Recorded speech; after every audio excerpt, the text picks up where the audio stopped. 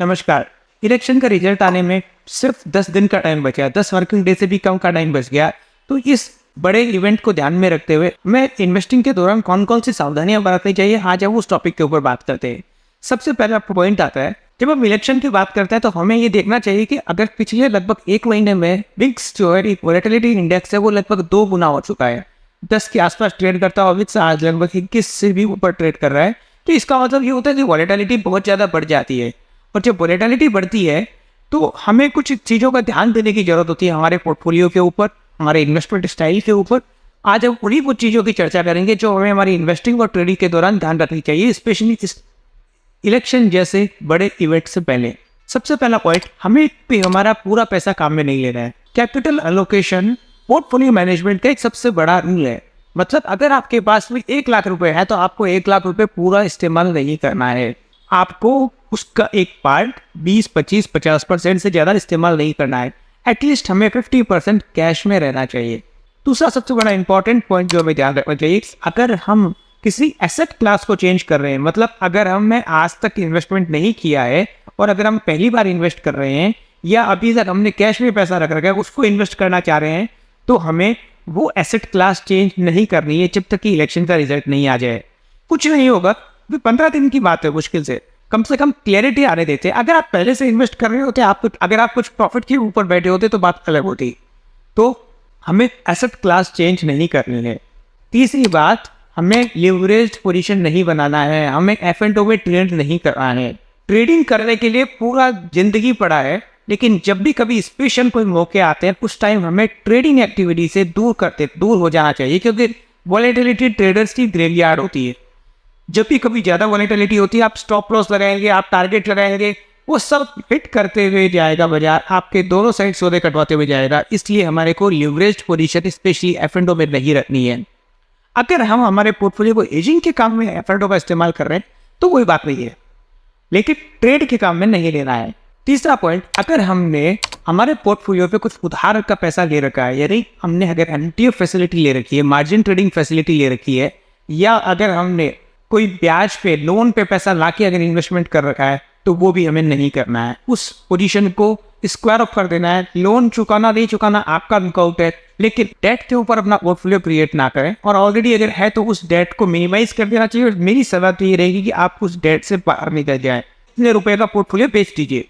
5वां पॉइंट जो हमें ध्यान रखना है वो ये, अगर आपका पोर्टफोलियो बड़ा है, अगर आपकी पोजीशन साइजिंग बड़ी है, तो वो पोजीशंस हेज करके चलें, भले ही वो किसी भी प्रकार की पोजीशन हो। अगर आपका इक्विटी होल्डिंग का पोर्टफोलियो है तो उसका बीटा वैल्यू का कैलकुलेशन निकालें। यानी बीटा का मतलब होता है आपका पोर्टफोलियो, आपका शेयर अगर इंडेक्स 1 परसेंटेज पॉइंट में वो करता है तो आपका पोर्टफोलियो कितने परसेंटेज पॉइंट पर वो करता है।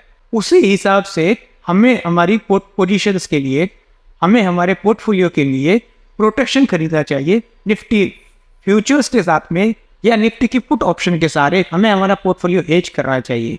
अगर हमारा पोर्टफोलियो बड़ा है तो, बड़ा मतलब मिनिमम एक निफ्टी की लॉट साइज से बड़ा है तो। 5वां पॉइंट, पिछले 1-2 साल में बिक्स बहुत कम होने के कारण एक्चुअली वो जो राइटर थे वो बहुत मुनाफा कमाते थे। जो भी उन्होंने पुट जो भी राइट करते थे, यानी जो भी पुट वो बेचते थे, जो भी कॉल बेचते थे, उनको मुनाफा आ जाता था क्योंकि वोलेटिलिटी कम थी।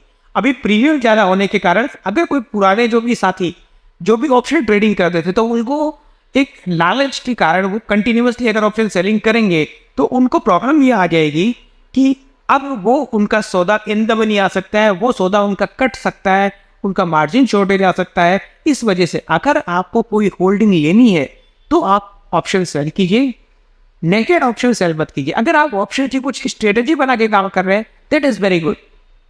मतलब आप अपने अगर कोई एक ऑप्शन बेचा है तो उसके साथ में अगर कुछ खरीदा है तो इसका मतलब ये हो गया कि आपका लॉस जो है वो लिमिटेड हो गया। और दूसरा, अगर आपने कुछ ऐसा ऑप्शन बेचा है कि अगर आप उसके इन द मनी आने पर उसकी पोजीशन उठा लेंगे, यानी डिलीवरी ले लेंगे उस शेयर की या इंडेक्स की, तो भी ओके है, बट आप नेकेड ऑप्शन ट्रेडिंग मत कीजिए। अभी 15 दिन की बात है, उसके बाद खूब कीजिए।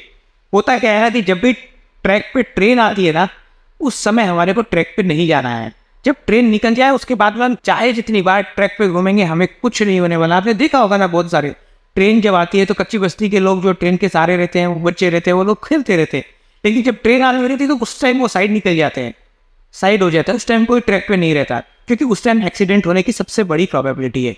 लेकिन अगर आप ये नहीं समझते कि कैसे रिस्क को मैनेज किया जाता है, कैसे अपना पोर्टफोलियो बिल्ड किया जाता है, कैसे अपना पोर्टफोलियो कंस्ट्रक्ट किया जाता है, तो आप 15 दिन 1 महीना रुक जाइए, इस वॉलेटिलिटी से बाहर हो जाइए, क्योंकि ये आपके पूरा ट्रेडिंग करियर को चौपट कर देगा। ये जो 15 दिन है, ये जो 1 महीने का पीरियड है, हाई वॉलेटिलिटी का पीरियड है, ये आपका पूरे ट्रेडिंग करियर का मुनाफा ले जाएगा, पूरा ट्रेडिंग करियर खराब कर देगा। इसलिए अगर आप ये चीज़ नहीं समझते तो कृपया करके अगले 1 महीने के लिए रुक जाए। जो भी पॉइंट मैंने आपको बताए, मैंने अपनी तरफ से उनको पूरा समझाने की कोशिश की है। फिर भी अगर आपको कोई सवाल रहता है, कोई डाउट रहता है, तो आप हमें कमेंट्स में पूछिए, हम उसका जवाब देने की पूरी कोशिश करेंगे। Thank you.